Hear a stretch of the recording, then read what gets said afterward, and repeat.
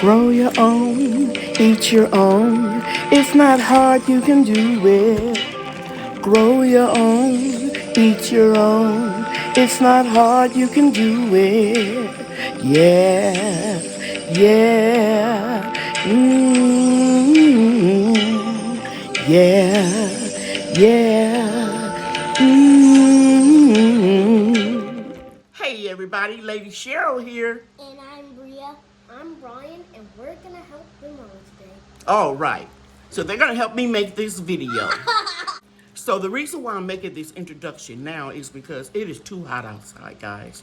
It is about 95 degrees currently. I think the high is going to be around 98, something like that. But the heat index is about 99 degrees. But I just came in to film the introduction. And I want you to know that I got 2 new cherry trees in. Guys, I just came in to film the introduction inside because it is just too hot. It's about, I think about 95 degrees right now, but the heat index is close to 100. And we've already done the work and we're inside taking a break. It's 12:14, so it's too hot to go out there right now. But in this video, I want you to know that I'm sharing with you the 2 new cherry trees that I purchased. And I'm going to just show you how that I put them in containers. I didn't do the actual filming, like I said, because it's too hot. But you all seen me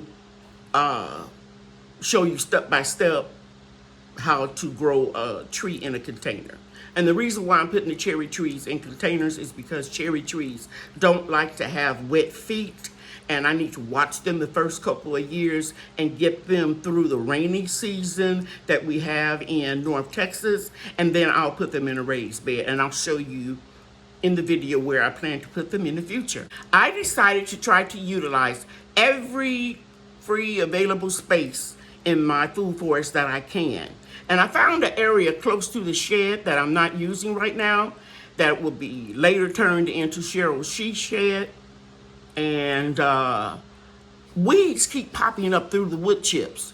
So if weeds can grow there, I know I can grow some okra there. So I'm going to show you how Brian and Bria and I made a raised garden bed, and I planted some seedlings of okra and eggplant that, of course, you guys know I grow almost everything from seeds. And the reason why I grow almost everything from seeds is I can do it. And it's so rewarding to me to see a tiny seed that God created and allow it to turn into a bush, a vine, or a tree, and then bring forth a lot of fruit and vegetables. I just love the feeling. So that's why I grow everything from seeds as much as I can. And sometimes I would buy some transplants on sale, you know, or whatnot, but basically almost everything I grow from seeds. Okay, let's get started. Okay, guys, it's 100 degrees outside. I just got my 2 Stella Cherry fruit trees from Fast Growing Trees. Very heavy. I had to drag it in. It's not bare root. It's in soil in a burlap bag or, wrap that you can plant the tree in the burlap, but I'm going to take it loose and plant it into the soil. It's a little late for me to be planting fruit trees. However, I'm going to put them in containers and keep them on my patio this first year so they won't get a whole lot of sun. They will eventually be in full sun, but right now I need to get them where I can put a shade cloth on them during the hottest part of the day. That way they can get adjusted. So I'll open it up and I'll let you see what it looks like. So here are the trees. They have a nice size girth on them. As you can see, the trees are leafing out. They are very much alive. They've been pruned, and I can see even a little new growth pushing out there. These leaves will probably fall, because they were in transit and things happen. Okay? So yeah, I'm real pleased. I'm going to put them in 2 pots with just potting mix, worm castings, and a little azonite rock dust. Okie dokie, and I'll add these to my collection. This is the Stella Cherry Tree.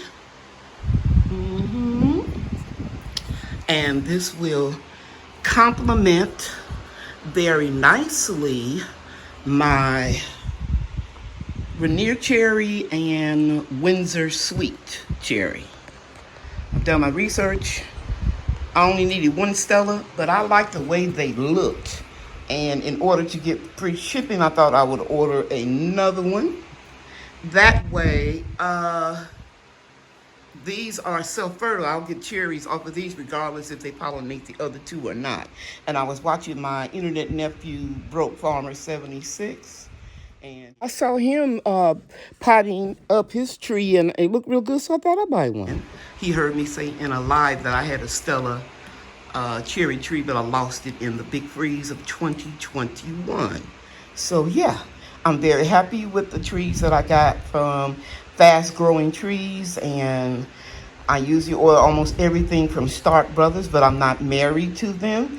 And I thought I would just try somebody else this time. Okay. Okay, guys, I potted up the cherry trees. As you can see here, they're in full sun.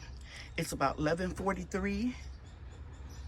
And what I'm going to do is take this 50% shade cloth right here, because I don't want them to fry. And I'm just going to drape it over here. And I tested it out. And I put a clip right here so I don't have to go looking for one every day.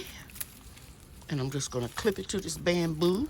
And behind this bamboo is my rain catchment system. So I just clip it on like that. And that gives it 50% shade. And this pepper plant needs a little shade too. And so I put a little clip right here. And I'm just going to clip it on like so. And now they're shaded. And they won't fry out here in 100-degree weather. Okay, so now I'm walking into the prayer area, and you can see this garden bed is being overgrown by all of those banana plants that came back. So I'm gonna take a seat right here, and I'm gonna let Brian let up the umbrella and show you how we shade this area. There you go. When you hear it cranking, you know that it's moving. Yeah, it's working. Good job, Brian. So you can see that he's just turning it, and it's a triple umbrella. And if I haven't told you guys before, it was a little bit less than $200. Free shipping at Big Lots. You're gonna crank it some more.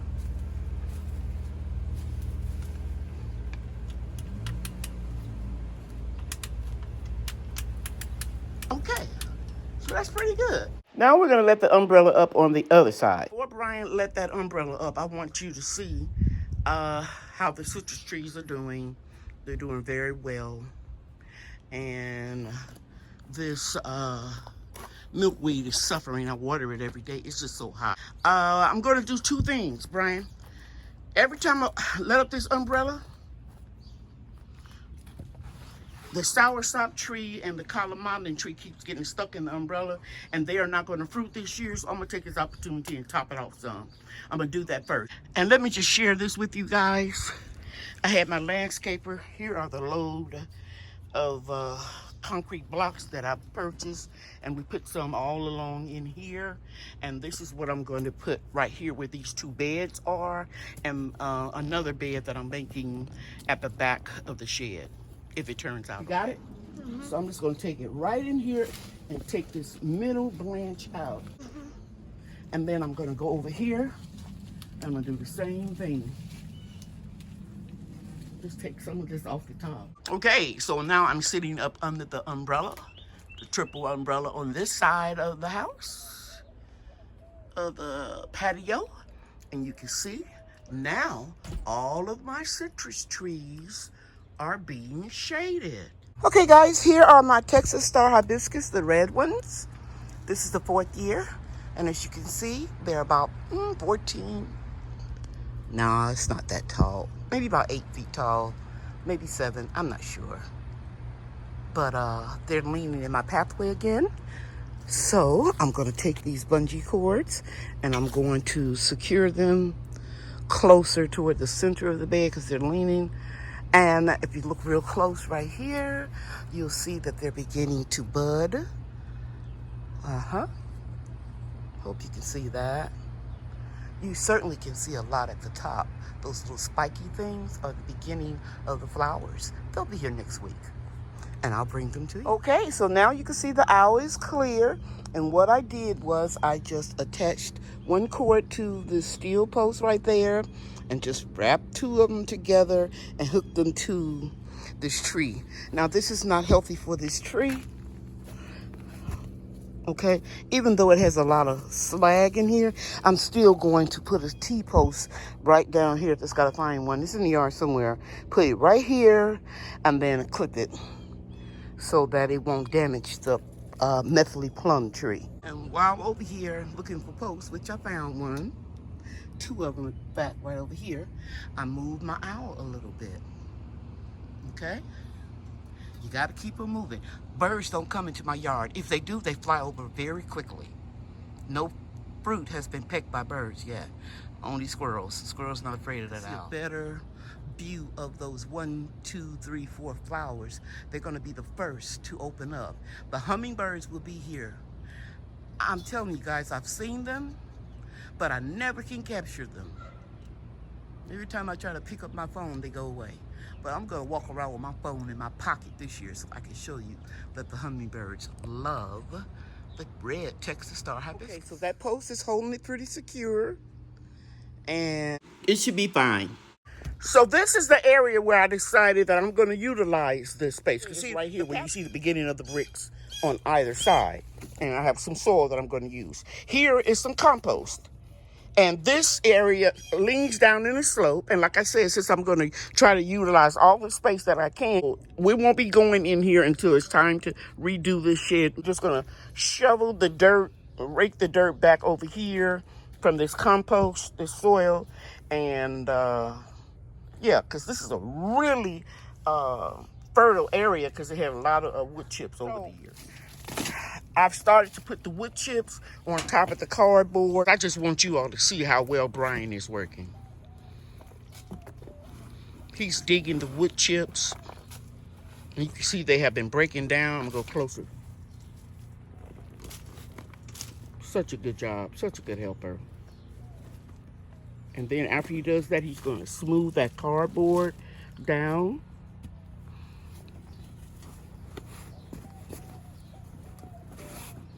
And those wood chips are going to continue to break down and put nutrients into the soil. There's a lot of fungi, mycorrhizal fungi in those wood chips.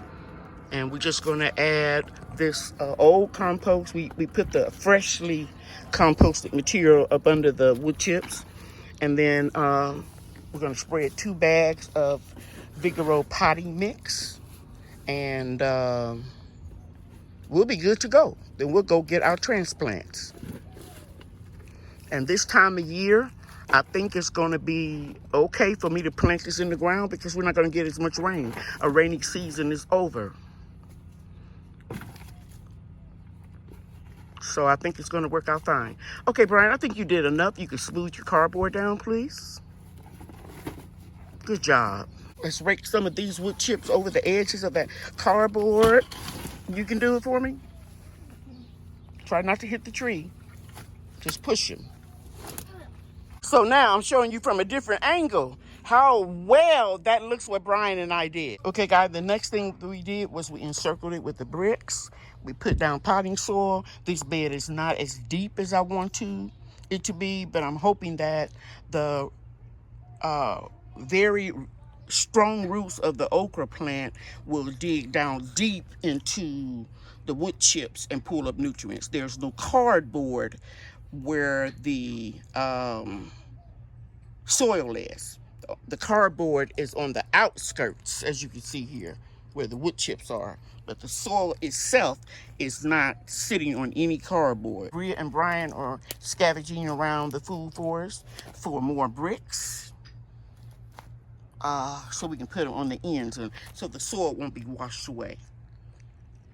Okay, guys, I am proud of this little makeshift bed we just threw together with some scrap bricks that we found around the food forest. And if this okra works out well here, then I will make this a even neater raised bed out of concrete blocks that I showed you in the beginning of the video that I ordered for some raised garden beds.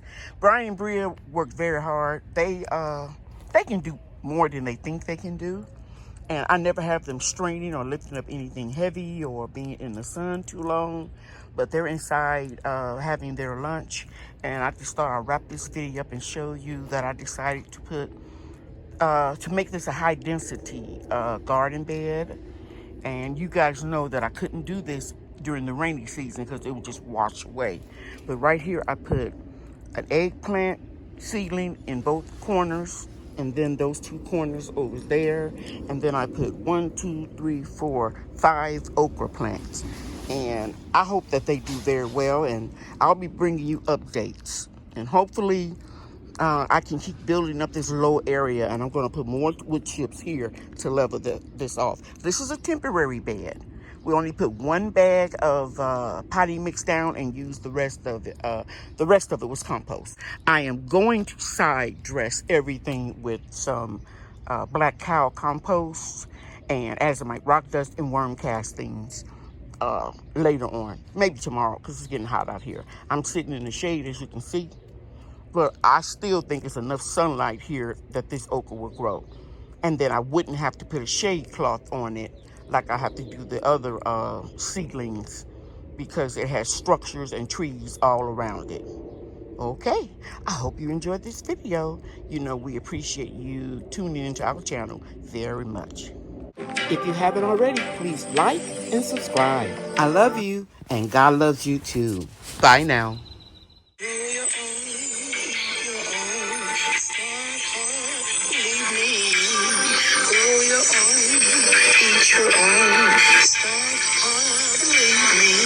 See you real soon.